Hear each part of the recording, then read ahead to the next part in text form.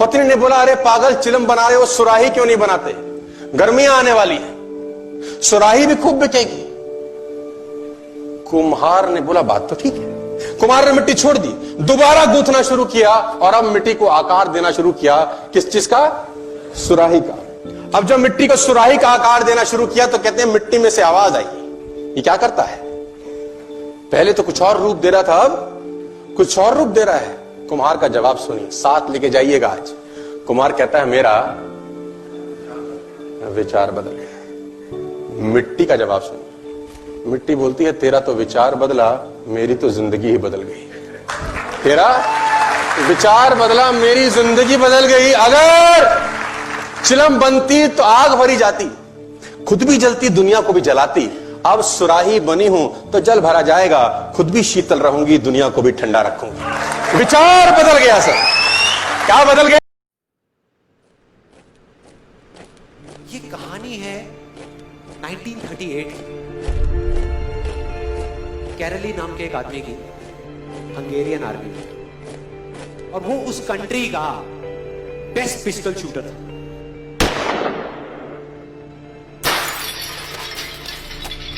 जितनी भी national championships हुई थी उस कंट्री में, उसको वो जीत चुका था। और सबको ऑलमोस्ट कंफर्म था कि 1940s में जो ओलंपिक्स होने वाले हैं उसमें गोल्ड मेडल कैरली को ही मिलेगा। और उसने सालों से ट्रेनिंग करी थी।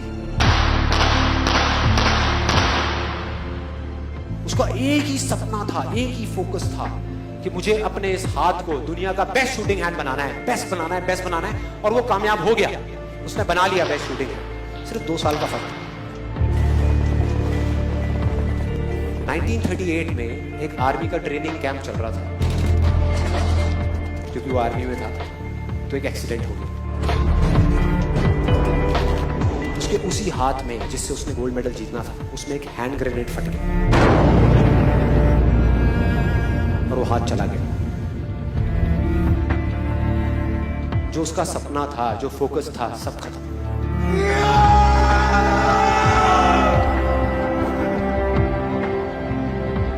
उसके पास 2 रास्ते थे। एक तो ये कि वो बाकी की पूरी जिंदगी रोता रहे और कहीं जा करके छुप जाए, या अपना जो गोल था, जिस पे उसने फोकस किया हुआ था, उसको पकड़ करके रखे। तो उसने फोकस किया उस पे नहीं जो चला गया था, जो उसके पास नहीं था। उसने फोकस किया उस पे जो उसके पास था।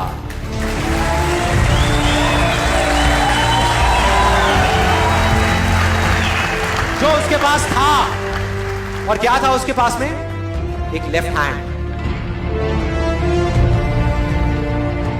एक ऐसा हाथ जिससे वो लिख तक नहीं सकता था। 1 महीने तक उसका हॉस्पिटल में इलाज चला इस हाथ के लिए। और सही 1 महीने बाद अभी ट्रेनिंग शुरू करती है इस हाथ की।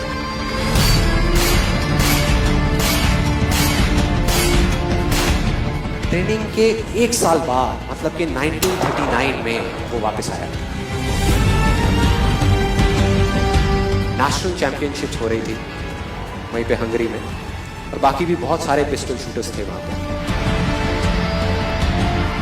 उन्होंने जा करके उसको कांग्रेचुलेट किया, कहा कि यार देखो, ये होता है जज्बा, ये होती है स्पोर्ट्समैन स्पिरिट, कि इतना सब कुछ होने के बाद भी तुम यहां पर आए हो हमको देखने के लिए और हमारा हौसला बढ़ाने के लिए। किसी को नहीं पता था कि वो 1 साल से अपनी ट्रेनिंग कर रहा था लेफ्ट हैंड की। और उसने जवाब दिया, मैं यहां पर तुम्हारा हौसला बढ़ाने नहीं आया, तुम्हारे साथ कॉम्पीट करने आया हूं, तुमसे लड़ने आया हूं, तैयार हो जाओ। और कंपटीशन हुआ। बाकी सब वहां पर जितने भी लोग थे वो कॉम्पीट कर रहे थे अपने बेस्ट हैंड से। ये कॉम्पीट कर रहा था अपने ओनली हैंड से। ओनली हैंड से। कौन जीता? The man with the only hand, Kairali, जीत गया। लेकिन वो यहां नहीं रुका। उसका गोल क्लियर था कि मुझे इस हाथ को इस कंट्री का नहीं, इस पूरी दुनिया का बेस्ट शूटिंग हैंड बनाना है। उसने अपना सारा फोकस उठा करके डाला 1940 पे, जब ओलंपिक्स होने वाले थे। लेकिन 1940s के ओलंपिक्स कैंसिल हो गए वर्ल्ड वॉर की वजह से।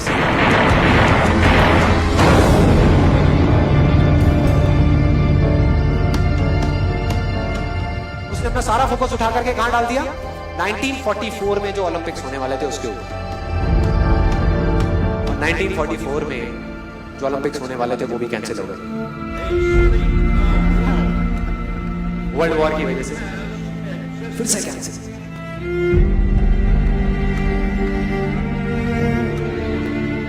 उसने अपना सारा फोकस उठा करके डाल दिया 1948 के ओलंपिक्स। 1938 में उसकी एज थी 28 साल, 1948 में उसकी एज हो चुकी थी 38 इयर्स। और जो यंगर जो प्लेयर्स आते हैं निकल करके, उनसे कॉम्पीट करना मुश्किल होता चला जाता है। लेकिन मुश्किल नाम का ये वर्ड था ही नहीं उसकी डिक्शनरी में। वो गया, पूरे वर्ल्ड के बेस्ट शूटर्स आए हुए थे जो अपने बेस्ट हैंड से कॉम्पीट कर रहे थे, और ये अपने ओनली हैंड से कॉम्पीट कर रहा था। और कौन जीता? The man with the only hand.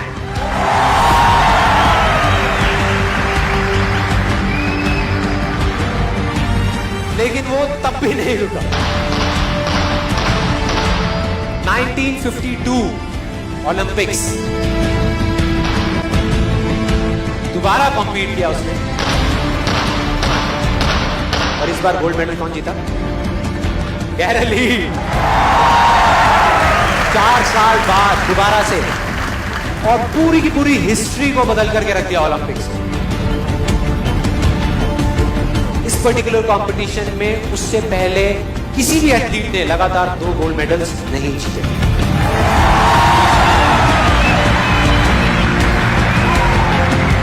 अब किसी भी लूजर के पास चले जाओ, उसके पास लिस्ट होगी बहानों की कि मैं इस वजह से फेल हुआ अपनी लाइफ में, इस वजह से मैं कुछ नहीं कर पाया। बहुत लंबी लिस्ट है। और दूसरी तरफ विनर के पास चले जाओ, उसके पास में 1000 वजह होगी वो ना करने की जो वो करना चाहता है, सिर्फ एक वजह होगी वो करने की जो वो करना चाहता है, और वो कर जाएगा।